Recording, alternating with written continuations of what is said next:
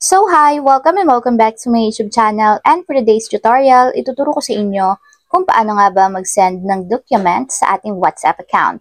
But first, kindly subscribe to the channel and don't forget to hit the subscribe button and the bell to notify you for my new updates.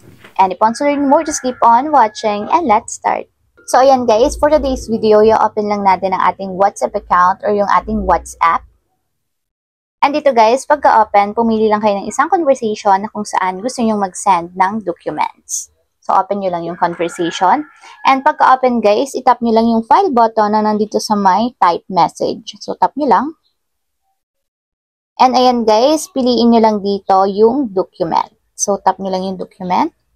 And dito guys, hanapin nyo lang kung saan nakasave yung document na isa-send ninyo. So, hanapin ko lang guys dito sa aking phone or sa aking mga files.